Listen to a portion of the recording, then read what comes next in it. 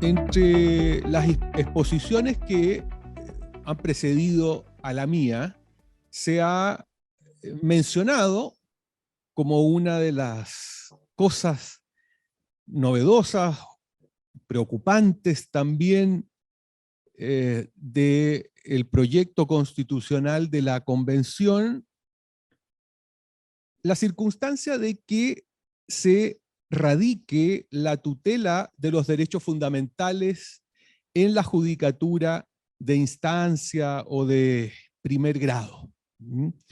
Se, diríamos, siente la aparente desaparición de la acción constitucional de protección que en Chile llamamos impropiamente recurso, y surgen incertidumbres y dudas sobre, diríamos, esta circunstancia de entregar a los jueces de instancia la tutela de los derechos fundamentales.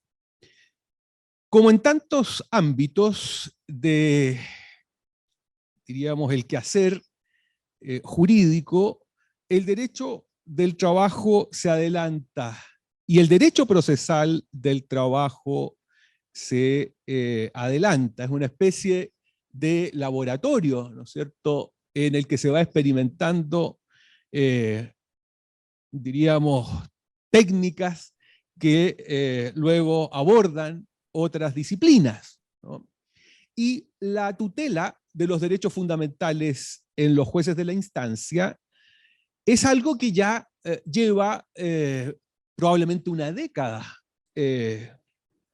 aplicándose en materia laboral, a través del procedimiento de tutela laboral, que probablemente sirva como modelo para, si prospera, si se aprueba el proyecto constitucional de la Convención, sirva como modelo de esta tutela radicada en los jueces de la instancia.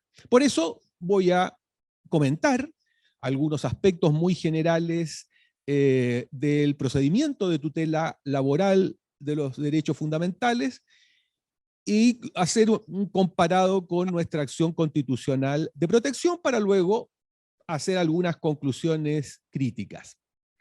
El procedimiento de tutela laboral es una modalidad procesal que tiene por objeto conocer de lesiones a ciertos derechos fundamentales de los trabajadores. No a todos, sino a una selección que hace el artículo 485 del Código del Trabajo.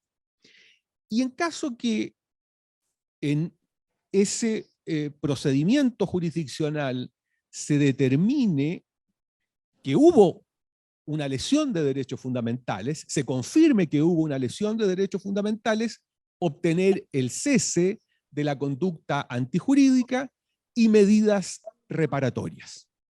En su estructura procedimental no difiere mayormente del procedimiento de aplicación general o procedimiento ordinario declarativo laboral. ¿Cuáles son estas características comunes entre el procedimiento de tutela laboral y el procedimiento ordinario laboral o de aplicación general? Escrituración para la etapa de discusión. Ordinariamente, la acción de tutela empezará por una denuncia que en algunos casos podrá ir precedida incluso de medida prejudicial, debiendo presentarse tanto la denuncia como la contestación por escrito. El resto de las actuaciones procesales se concentran en dos audiencias orales y públicas. La primera, que se llama audiencia preparatoria, en ella se agota la fase de discusión, se intenta la conciliación entre las partes. Si fracasa la conciliación, se fijan los términos del debate, se ofrece la prueba y se resuelve sobre su admisibilidad. En la segunda audiencia, que se llama de juicio, se rinde la prueba. Y la sentencia que puede ser dictada en esta segunda audiencia o dentro de los 10 días siguientes a la misma, plazo judicial, contra esa sentencia se puede deducir un recurso extraordinario de nulidad que revisan las Cortes de Apelaciones, y existe la posibilidad excepcionalísima de llevar el debate hasta la Corte Suprema si hubiere casos análogos resueltos de modo distinto en razón de interpretaciones contradictorias del derecho, posibilidad que se vehiculiza a través del recurso de unificación de jurisprudencia. Hay, respecto del procedimiento común o general, una ampliación de la legitimación activa a sujetos distintos del titular del derecho fundamental comprometido, por de pronto la administración laboral, el sindicato, etc. La denuncia debe ir acompañada de todos los antecedentes como requisito de admisibilidad de la misma, y el juez está autorizado para anticipar la tutela, incluso anticiparla al momento de la presentación de la denuncia en caso de lesiones de especial gravedad o cuando la vulneración denunciada pueda causar efectos irreversibles. Si hacemos un paralelo, un comparado con la acción constitucional de protección, podríamos hacer las siguientes observaciones. Nuestra acción constitucional de protección, que la Constitución denomina, ya dije impropiamente, recurso, procede ante la privación, perturbación o amenaza de lesión de derecho fundamental. Aúna, por tanto, la tutela preventiva y la tutela de remoción del ilícito. En cambio, la acción de tutela laboral exige lesión efectiva del derecho o garantía constitucional invocada y, por tanto, solo ofrece tutela de remoción del ilícito. La tutela laboral, la tutela que ejercen los jueces del trabajo, no tiene un fin preventivo, a diferencia de la acción constitucional de protección. En el caso de la acción constitucional de protección, su objetivo es restablecer al más breve plazo el o los derechos constitucionales afectados, y es por tanto una tutela de urgencia que excluye el análisis de pretensiones de lato conocimiento. A esta característica alude, diríamos reiteradamente, la jurisprudencia de manera impropia desde la teoría general del proceso como naturaleza cautelar de la acción, diríamos, constitucional, ¿no? Hoy se sabe, para todo el que sepa derecho procesal, que cautela y tutela no son la misma cosa. Entonces, cuando nuestros tribunales aluden repetidamente al carácter cautelar de la acción constitucional de protección, lo que están queriendo decir es que es una tutela de urgencia. En el caso de la acción de tutela laboral, su objetivo es obtener el cese de la conducta antijurídica y otorgar medidas reparatorias. No es del todo claro que ofrezca una tutela de urgencia, ya que se tramita bajo las reglas del procedimiento declarativo ordinario laboral, permite acumular acciones de lato conocimiento, como la de daño moral, y encima está sujeta al régimen recursivo, diríamos, propio de los procedimientos laborales. En cambio, la acción constitucional de protección que resuelven las Cortes de Apelaciones solo contemplan un recurso de apelación ante la Corte Suprema, que ordinariamente además se analiza en cuenta por la Corte Suprema. Ambas acciones, la acción constitucional de protección como la acción de tutela laboral, permiten la anticipación de la tutela, ¿no? Allí habría un elemento de urgencia compartido entre ambas acciones. En el caso de la acción constitucional de protección, a través de la orden de no innovar; en el caso de la acción de tutela, a través de la medida especial prevista en el artículo 492 del Código del Trabajo. Esa posibilidad de anticipación de la tutela tiene elementos cuestionables, porque el juez la decreta inaudita altera parte y contra esa resolución que anticipa la tutela no procede recurso alguno. Finalmente, hay una diferencia, o sea, en ambos casos, ambas acciones tienen un plazo, ¿no es cierto?, para su ejercicio. En el caso de la acción constitucional de protección, 30 días. En el caso de la acción de tutela laboral, 60 días. Si yo tuviera que hacer,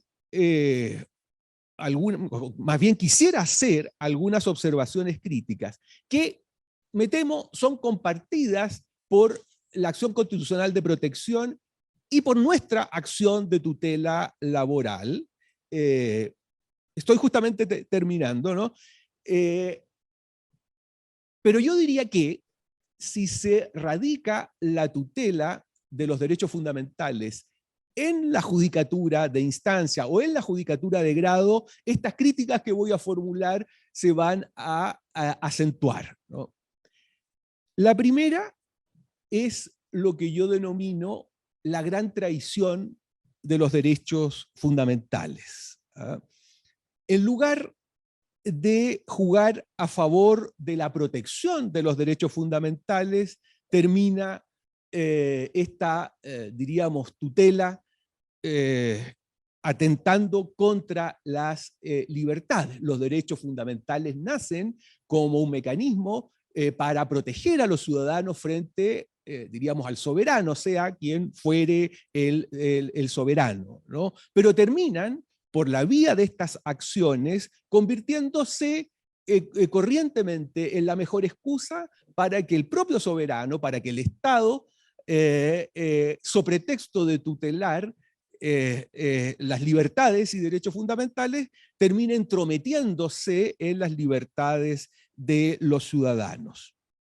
También es preocupante la disminución del protagonismo de la ley, en definitiva, de los órganos deliberativos democráticos, como delimitadores de los derechos fundamentales y como reguladora de los conflictos individuales, y su sustitución, la sustitución de los órganos de deliberación democrática por el juez, ¿no?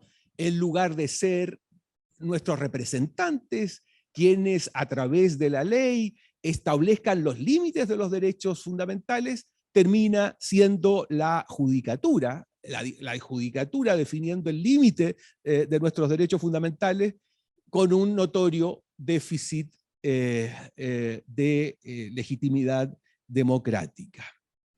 También es preocupante la pérdida del carácter general y abstracto de los límites de cada derecho fundamental y el abandono al casuismo judicial, ¿no? Comienza a producirse una incerteza acerca de dónde están los límites de los derechos fundamentales, puesto que cada juez, cada corte, en el caso de la acción constitucional de protección, miríadas de jueces, si trasladamos la tutela a los tribunales de grado, van definiendo cada uno conforme a su parecer y entender hasta dónde llegan las libertades y los derechos fundamentales.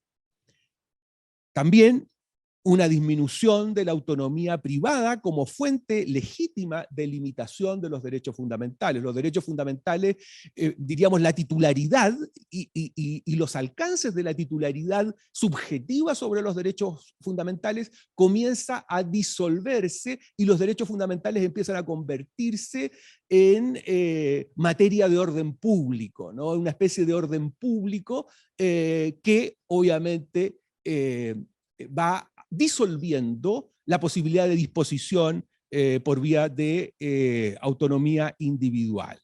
Y por último, y con esto concluyo, esta pretensión liberticida de proscribir la arbitrariedad entre los particulares, ¿no? Esta idea loca de querer proscribir la arbitrariedad entre los particulares, ¿no? Cuando la libertad es precisamente la posibilidad de no tener que dar explicación, no tener que dar cuenta a nadie, ni menos al Estado y a los órganos jurisdiccionales de nuestras decisiones y actuaciones.